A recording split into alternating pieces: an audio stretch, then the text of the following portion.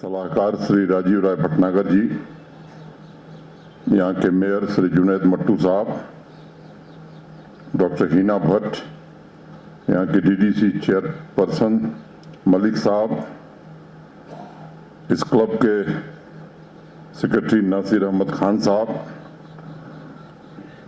कश्मीर के divisional commissioner Shri Pandurang पोले जी, DIG Sujit Kumar ji, समारोह में उपस्थित सभी विशिष्टजन, देवियों, सज्जनों तथा मित्रों, डॉक्टर करण सिंह जी के पूजनीय दादा जी की स्मृति में स्थापित देश के प्रतिष्ठित क्लबों में से एक अमर सिंह क्लब में उनका सम्मान करना हम सभी के लिए अत्यंत गौरव और प्रसन्नता का विषय है। हालांकि डॉक्टर करण सिंह जी को किसी एक परिचय में समेटना बड़ा कठिन काम है। मेरे पूर्व विस्तार से बताया गया उन बातों को मैं दोहराना नहीं चाहता,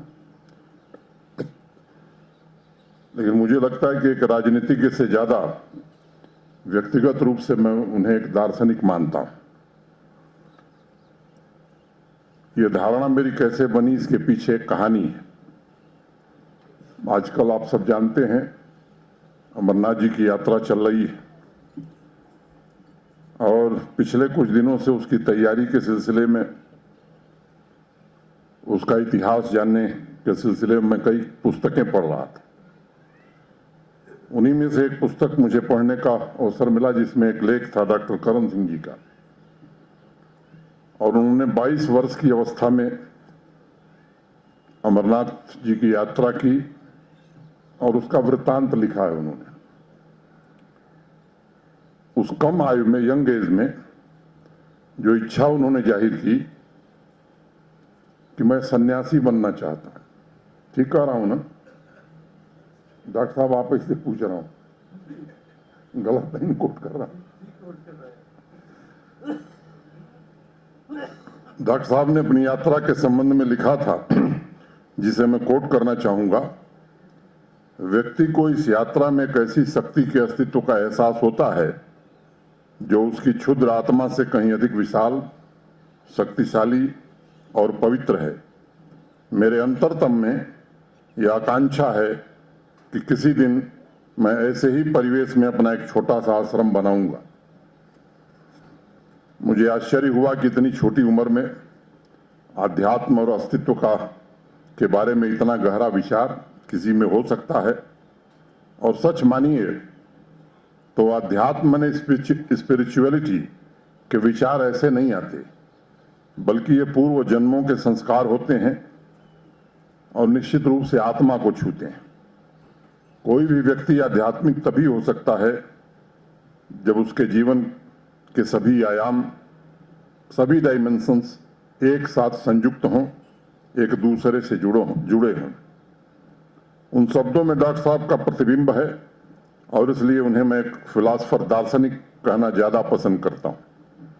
और मैं मानता हूं कि अपने दर्शन को, उस विचार परंपरा को देशवासियों के बीच बांटने का भी दायित्व डॉक्टर साहब ने बखूबी निभाया है। पिछले साल मार्च में मैं स्वयं श्रीमद् भागवत गीता के उनके भाष्य के लोकार्पण के अवसर पर मौजूद था, जिसमें कई विद्वानों ने योगदान दिया है। भगवत गीता पर सैकड़ों लोगों ने भाष्य लिखा है, लेकिन मुझे लगता है कि सितारों से भरे आकाश में ध्रुव तारा अकेला ही चमकता है, बिल्कुल अलग और अनोखे रूप में। आदरणीय प्रधानमंत्री श्रीमान नरेंद्र मोदी जी ने उस वक्त उस पुस्तक के विमोचन के कार्यक्रम में कहा था कि डॉक्टर करण सिंह जी के प्रयासों ने जम्मू कश्मीर की पहचान को पुनर्जीवित किया है। और जिस उद्देश्य से डॉक्टर करण सिंह जी ने राजनीति, साहित्य, संस्कृति और समाज सेवा में जीवन बिताया है, राष्ट्रीय चिंतन के मूल्यों को लोगों के साथ साझा किया है, उस संदर्भ में मैं कह सकता हूं कि हर एक क्षेत्र में हमें उनके आध्यात्मिक, सामाजिक और भावनात्मक एकता की झलक मिलती है। अभी कुछ दिन पहले जम्मू में कार्यक्रम था। महाराजा गुलाब सिंह जी के 200वें राज तिलक में शामिल होने का अवसर मुझे भी मिला था। उस दिन मैंने एक बात कही थी कि कुछ व्यक्तित्व ऐसे होते हैं जिन्हें सीमाओं में नहीं बांधा जा सकता है, और मुझे लगता है कि डॉक्टर करण सिंह जी उसी श्रेणी में आते हैं जिन्हें सीमाओं में बांधना उचित नहीं होगा। बर्फ कहीं भी हो वह हिमालय की पवित्रता का प्रतिनिधित्व करती है, उसी तरह डॉक्टर करण सिंह जी कहीं भी हों वो जम्मू कश्मीर की विशालता का, विविधता का प्रतिनिधित्व करेंगे और करते हैं। अगर मैं शब्दों को सीमित चयन करूं तो डॉक्टर करण सिंह जी जम्मू तथा श्रीनगर दोनों शहरों में फल फूल रहे साहित्यिक सांस्कृतिक जीवन के आधार स्तंभ हैं तथा संपूर्ण भारत के लिए जम्मू कश्मीर की संपन्न चेतना का एक विचार भी है। डॉक्टर करण सिंह जी के पिता महाराजा हरि सिंह जी द्वारा स्थापित यह क्लब, जैसा बताया गया, 1933 से लेकर वर्तमान तक घट रही घटनाओं का साक्षी रहा है। इस सूर्य नगरी, जिसे श्रीनगर हम कहते हैं, हम शिक्षा और सांस्कृतिक केंद्र के रूप में देखते हैं, उसका एक जीवंत स्थल भी है। ये ऐतिहासिक जगहें कभी भी मात्र चारदीवारियों, बगीचों और मैदान से नहीं बनती। क्लब सिर्फ सुविधाओं की जगह नहीं होता, यह इतिहास और विचारों का ऊर्जा क्षेत्र होता है। इतिहास में जो घटनाएं हुई हैं, वर्तमान में जो घटित हो रहा है तथा भविष्य में जो होने वाला है, यह उससे संबंधित बुद्धिजीवियों, समाज के मानिंद तथा प्रभावी लोगों के विचार मंथन का भी साक्षी होता है।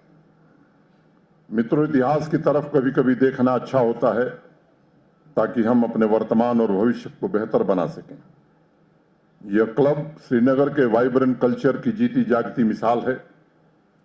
एक ब्रिटिशर स्कॉट कॉनर ने अपनी किताब में जिक्र किया है कि Hari Singh club, Amar Singh club, golf club जैसी जगहों ने चर्चा और विचारों की जीवन संस्कृति विकसित करने में मदद की थी तथा स्कूलों को भी वाद विवाद प्रतियोगिताएं आयोजित करने के लिए प्रेरित किया था। अभी जो बात डॉक्टर साहब कह रहे थे, ये क्लब उन चर्चाओं का भी साक्षी है जब, जिसका जिक्र डॉक्टर साहब ने कहा कि आजादी के पहले से अब तक देख रहे हैं, और विशेष रूप से उन्होंने जिक्र किया कुछ अस्थायी कानूनों का, तो ये क्लब उसका भी साक्षी है। अवाम के कुछ जीवंत वर्ग वंचित रह गए। देश की संसद, जिसको डॉक्टर साहब ने काफी समय जिसमें गुजारा है, वहां जितनी स्कीम बनती थी, जितने कानून बनते थे, मुझे भी वहां रहने का अवसर मिला, एक्सेप्ट जम्मू एंड कश्मीर लिख दिया जाता था। और एक बड़ी आबादी के हृदय में मैं समझता हूं कहीं ना कहीं ये तकलीफ जरूर रही होगी। अब ये इतिहास की बात हो चुकी है। एक लंबे अरसे के बाद देश में जो कानून बन रहे हैं वो पूरे देश में लागू हो रहे हैं, और मुझे लगता है, निजी तौर पर मैं यकीनी तौर पर कह सकता हूं, ये जम्मू कश्मीर को निश्चित रूप से प्रगति के रास्ते पर ले जाएगा। जो सपना हमारे आपके पूर्वजों ने देखा था, उस सपने को पूरा करने में जरूर मदद करेगा। बिना किसी भेदभाव के जम्मू कश्मीर समृद्ध राष्ट्र के निर्माण में योगदान दे सकेगा और 21वीं सदी के अवसरों का लाभ समतामूलक विचारधारा के साथ उठा सकेगा। भगवत गीता में भगवान श्री कृष्ण कहते हैं, आत्मोपम में न सर्वत्र समम सुखम वा यदि वा दुख स योगी परमो मतः। जो समस्त प्राणियों को अपने समान जानकर सबको समभाव से देखता है, वही परम श्रेष्ठ योगी है। राष्ट्र और समाज के निर्माण का कार्य तब तक पूरा नहीं हो सकता जब तक समभाव की भावना नहीं आती। मुझे लगता है कि भारत के वर्तमान प्रधानमंत्री इसी भावना, इसी दृढ़ इच्छा शक्ति के साथ देश में काम कर रहे हैं। व्यक्तिगत विकास और सामूहिक जीवन की आवश्यकताओं के बीच संतुलन स्थापित करते हुए समाज के सभी वर्गों की आकांक्षाओं को पूरा किया जाए, ऐसा प्रयास हो रहा है। समावेशी विकास के विजन के मुताबिक भौतिक, आध्यात्मिक तथा सांस्कृतिक पुनरुत्थान के लिए कृत संकल्पित होकर काम करने की आवश्यकता है। एक तरफ जहां वाइब्रेंट साहित्यिक सांस्कृतिक परिवेश को पुनर्जीवित करने की कोशिश हो रही है, वहीं दूसरी तरफ ग्रास रूट डेमोक्रेसी को मजबूत करने और आम आदमी की बुनियादी सुविधाओं को बढ़ाने तथा जरूरतों को पूरा करने की कोशिश भी हुई है। कुछ बातें कहना मैं जरूरी समझता हूं। मुझे याद है 2 साल पहले स्पोर्ट्स में कितने लोग पार्टिसिपेट करते हैं, आंकड़ा आया था 1 लाख, 1.25 लाख लोग। मुझे बताते हुए खुशी है कि पिछले वर्ष कोविड के बावजूद 17 लाख बच्चों और बच्चियों ने जम्मू कश्मीर के स्पोर्ट्स में पार्टिसिपेट किया है। 8 अगस्त 2020 को मैं आया था। सामाजिक जीवन में काम करने के नाते देश के विभिन्न हिस्सों से कुछ लोग फोन करते थे। कांग्रेस के वरिष्ठ नेता हैं दिग्विजय सिंह जी, मध्य प्रदेश के मुख्यमंत्री थे। उन्होंने मुझे फोन किया, साहब एक आदमी मेरा परिचित है, 2012 में काम किया था जम्मू कश्मीर में, अभी तक भुगतान नहीं हुआ है। इस तरह के अनेक फोन मेरे पास आते थे। पता किया, थोड़ा गहराई में गया तो पता चला साहब बिना किसी एडमिनिस्ट्रेटिव अप्रूवल के ही काम हो जाता है।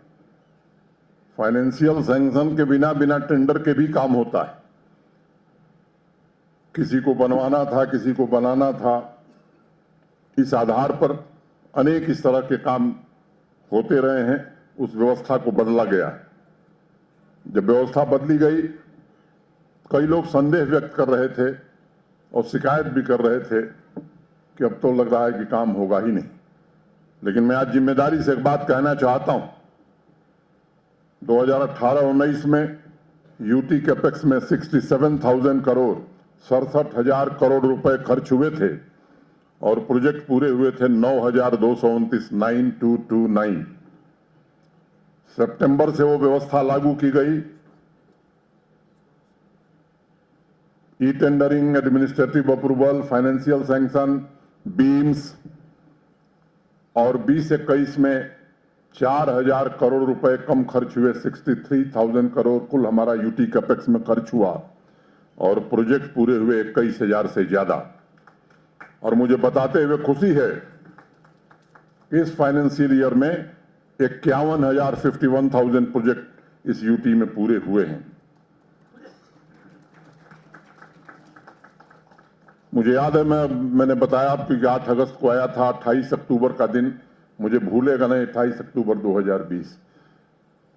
मेरी आंखों के सामने से 200 से ज्यादा ट्रक श्रीनगर से जम्मू रवाना हो रहे थे। मैंने किसी से पूछा ये है क्या? कहा साहब ये फाइल है सेक्रेटेरिएट की। महीने भर काम नहीं होता था, 15 दिन की छुट्टी तो सरकारी तौर पर होती थी और किसी व्यक्ति की अगर जरूरी फाइल थी तो वो तो निश्चित ही नहीं मिलती थी, या तो गायब हो जाती थी या कुछ और हो जाता था। हमने फैसला किया कि अब ऑफिस टेक्नोलॉजी के जमाने में फाइल का जमाना मुझे लगता है अब ठीक नहीं है। और मई में जब जम्मू से श्रीनगर लोग आए तो एक भी ट्रक फाइल लेकर के नहीं आई। आज हमारी 150 से ज्यादा सर्विसेज ऑनलाइन हो गई। और ये भी बताते हुए मुझे खुशी है, ई गवर्नेंस में अभी भारत सरकार ने जो पुरस्कार दिया है, यूनाइटेड टेरिटरीज यूटीज में जम्मू कश्मीर नंबर 1 साबित हुआ है महज 1.5 वर्षों में। इसका जिक्र मैं इसलिए कर रहा हूं कि आप सब यहां बैठे हैं और आपको जानना यह आवश्यक है, क्योंकि अवसर मिले तो ये बात कहनी चाहिए। हेल्थ सेक्टर की बात किसी ने की। मैं कह सकता हूं कि हेल्थ के जितने भी पैरामीटर्स, इंडिकेटर्स नेशनल एवरेज से सब में बेहतर हम काम कर रहे हैं। एक भी पैरामीटर आप उठा के देख लीजिए। 6 किलोमीटर सड़क बनती थी 2020 के पहले, प्रतिदिन आज 21 किलोमीटर सड़क बन रही, प्रतिदिन बन रही। प्रधानमंत्री ग्राम सड़क योजना पिछले 10-12 जब से शुरू हुई, वाजपेयी जी के जमाने में शुरू हुई, उठा के आंकड़े देख लीजिए, नीचे से जब स्टेट्स की सूची होती तो 5 के अंदर ही जम्मू कश्मीर रहता था। एक बड़ी बदल आई है, अब जम्मू कश्मीर ऊपर से तीसरे स्थान पर है, 2 ही राज्य हमसे ऊपर हैं। ये बदल पिछले कुछ दिनों में हुई। सस्टेनेबल डेवलपमेंट गोल में जम्मू कश्मीर परफॉर्मर कैटेगरी में शामिल हो गया है और हम कोशिश करेंगे कि आने वाले 2-3 वर्षों में टॉप परफॉर्मर जम्मू कश्मीर हो, यह लक्ष्य हम हासिल करें। मैं लंबा समय नहीं लेना चाहता हूं। 1 लाख करोड़ के हाईवे और टनल के प्रोजेक्ट आज जम्मू कश्मीर में चल रहे हैं, वो भारत के प्रधानमंत्री के कारण। सोनमर्ग बर्फ में भी पिछले साल खुला हुआ था, ये पहली बार हुआ है। ऐसे अनेक इलाके थे जहां बिजली पहुंचाना दूभर दुष्कर कार्य था। अंडरग्राउंड केबलिंग के जरिए वहां भी बिजली पहुंचाने का काम काफी हद तक किया गया है और अगले साल तक कोई ऐसा स्थान नहीं होगा जहां बिजली नहीं पहुंच जाएगी। असीम और अपार संभावनाओं के बावजूद अभी तक हम 3450 मेगावाट बिजली बनाते हैं। मुझे याद है अभी इसी साल जब रमजान का पाक महीना चल रहा था, बगलियार में प्रोजेक्ट में पानी कम था, 2 यूनिट हमारी चल रही थी, तीसरी यूनिट सुबह और शाम चलाते थे ताकि सहरी और इफ्तार के समय लोगों को बिजली दी जा सके। पूरे देश में बिजली की किल्लत हो गई थी। ओपन मार्केट में 15 रुपया यूनिट बिजली हम खरीद रहे थे, 7 दिन तक खरीदा और उसके बाद 12 रुपया यूनिट खरीदा।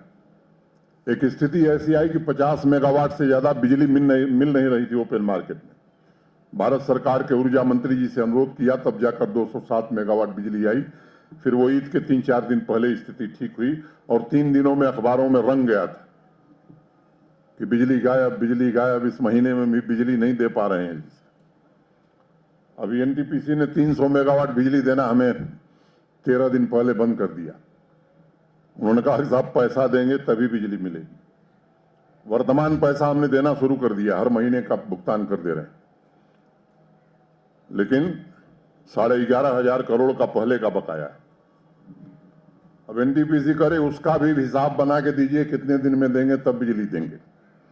ये सब विरासत में मिली हुई चीजें, इसके बारे में मैं बहुत चर्चा नहीं करना चाहता। ढांचागत विकास के अलावा एक मजबूत, उन्नत, समृद्ध जम्मू कश्मीर के लिए मैं समझता हूं कि इंडस्ट्री का होना बड़ा आवश्यक है। और बड़ी जिम्मेदारी से एक बात मैं कहना चाहता हूं कि 1 साल पहले तक जम्मू कश्मीर में कुल प्राइवेट इन्वेस्टमेंट 14,772 करोड़ का था। 1 वर्ष में, अभी 24 अप्रैल को माननीय प्रधानमंत्री जी आए थे, 38,080 करोड़ रुपए के इन्वेस्टमेंट की ग्राउंड ब्रेकिंग सेरेमनी जम्मू में उन्होंने किया था। 52,000 करोड़ के प्रस्ताव हमारे पास हैं। अभी 2 महीने हमने रोका हुआ है, 2 महीने बाद बाकी की स्वीकृति करेंगे। और इस भरी सभा में बड़ी जिम्मेदारी से कहना चाहता हूं कि आने वाले 16 महीनों में मिनिमम 70,000 करोड़ का कुल इन्वेस्टमेंट जम्मू कश्मीर में आएगा। रोजगार भी मिलेगा, मैं समझता हूं कि रेवेन्यू जनरेशन भी होगा।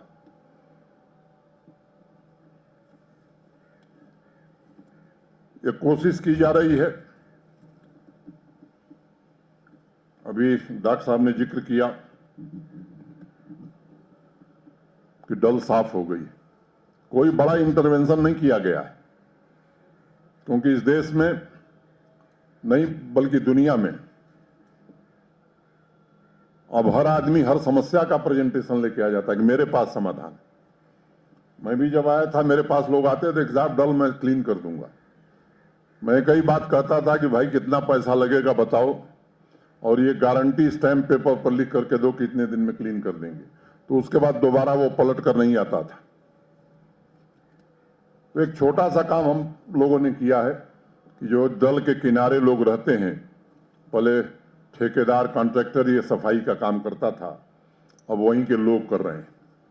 डायरेक्ट बेनिफिट ट्रांसफर डीबीटी में जो 300 रुपया हमारे कर्म मजदूर पाते थे, अब उनको 513 रुपया रोज मिल रहा है। वो मन से काम कर रहे हैं और अधिकांश डल का 80% भाग केवल मजदूरों ने, वहां के स्थानीय निवासियों ने साफ कर दिया। कोई बड़ा करिश्मा ये नहीं हुआ है। तकनीकी रूप से उसमें क्या किया जा सकता है वो भी विचार हम कर रहे हैं, देखते हैं क्या होता है। मुझे लगता है कि निश्चित रूप से अच्छी दिशा में हम जाएंगे, ऐसा मुझे भरोसा है। डॉक्टर साहब ने कहा कि लोकतंत्र भारत की आत्मा है। मैं समझता हूं कि भारत और लोकतंत्र एक दूसरे के पर्यायवाची। देश के प्रधानमंत्री जी ने और देश के गृह मंत्री ने तो देश की संसद पर कई बार इस बात को कहा है, जिस बात का जिक्र डॉक्टर साहब कर रहे थे कि चुनाव होंगे। एक प्रक्रिया पूरी हुई है डिलिमिटेशन की, इलेक्टोरल रोल का काम अब शुरू हो गया है, आप सबने अखबारों में पढ़ा है। और इस प्रक्रिया के बाद निश्चित रूप से विधानसभा के चुनाव होंगे। और ये बात भी बार बार दोहराई गई है, डिलिमिटेशन, फिर इलेक्शन, फिर उचित समय पर स्टेट का दर्जा। इसलिए डॉक्टर साहब मुझे लगता है किसी को इसमें संदेह करने की गुंजाइश नहीं है। और आप तो स्वयं भारत सरकार के मंत्री रहे हैं, देश की संसद का प्रतिनिधित्व किए हैं। संसद में दिए गए एश्योरेंस का अर्थ मैं समझता हूं मुझसे बेहतर आप जानते हैं।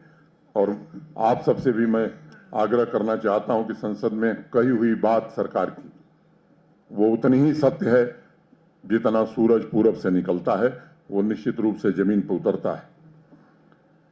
मैं मानता हूं कि संभावनाएं यहां असीम हैं।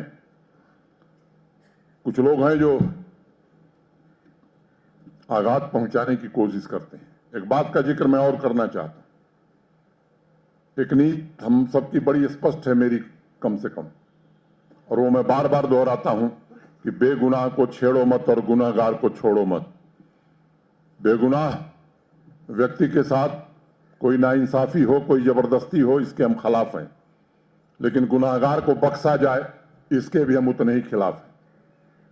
और आज मैं कह सकता हूं कि कुछ लोगों को कठिनाई पैदा हो रही है। कुछ लोग महसूस कर रहे हैं कि आखिर ये कौन सी नई नीति शुरू हो गई है कि बेगुनाह को छेड़ो मत। और इसलिए डेस्परेशन में, फ्रस्ट्रेशन में बेगुनाह नागरिकों का खून बहाया जा रहा है। और मैं जानता हूं कि वो किस लिए किया जा रहा है। वो उनकी हताशा का परिणाम है। वो भी ये उम्मीद कर रहे हैं कि शायद सिक्योरिटी फोर्सेस की ओर से कोई गलती हो जाए और फिर लोग सड़क पर आ जाए। मैं कहना चाहता हूं कि ये काम हम करने वाले नहीं हैं। किसी बेगुनाह के साथ कोई इस तरह की कार्रवाई सिक्योरिटी फोर्सेस करें, इसकी अनुमति नहीं दी जा सकती है, और न दी गई है, न आगे दी जाएगी।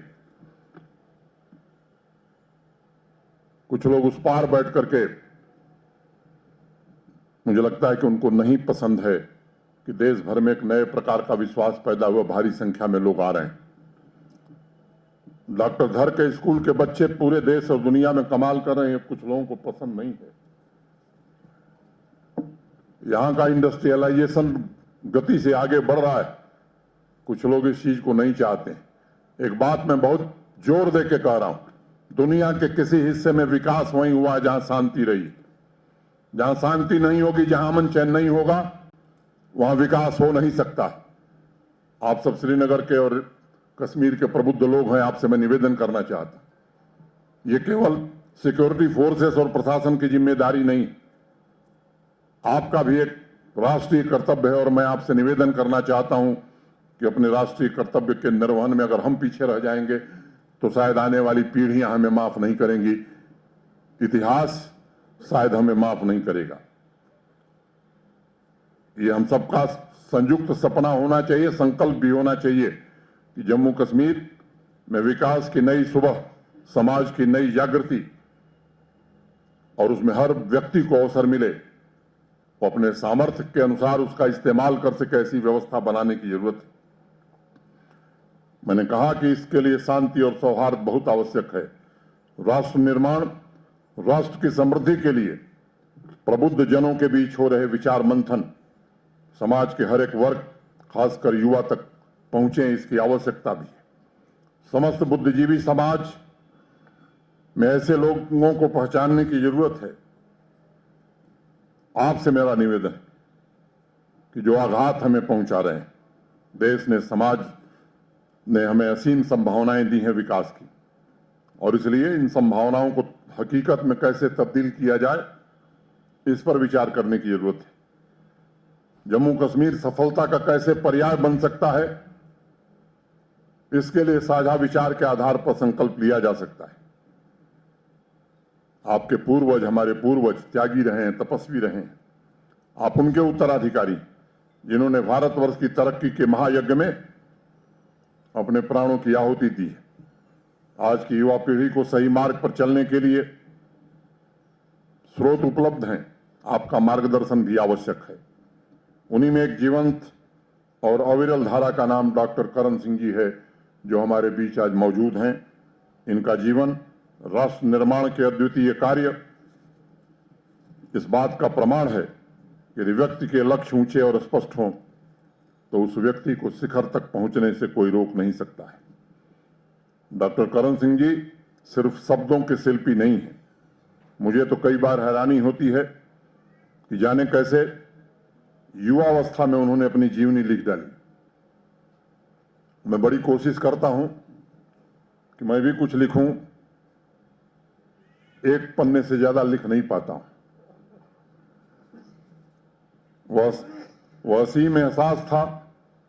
मैं मानता हूं कि स्वयं की खोज थी, मुझे नहीं पता, लेकिन इतना मैं कह सकता हूं कि आज के युवा वर्ग को जम्मू कश्मीर की प्रज्ञा को, जो आपने लिखा है, वो पढ़ना चाहिए। वो हमारी आंतरिक संपदा है, संपत्ति है, अथाह संपदा है। और मैं चाहूंगा कि युवा पीढ़ी, विशेष करके वे लोग जो समाज सेवा, साहित्य, सांस्कृतिक क्षेत्रों में लगे हैं, वो डॉक्टर करण सिंह जी के जीवन से, उनके शिल्प से प्रेरणा लें और बिना संतुलन खोए अवरोधों पर विजय प्राप्त करके अपने सफलता की पताका फहराएं। जम्मू कश्मीर और देश की सेवा में नई उपलब्धियां हासिल कर सकें।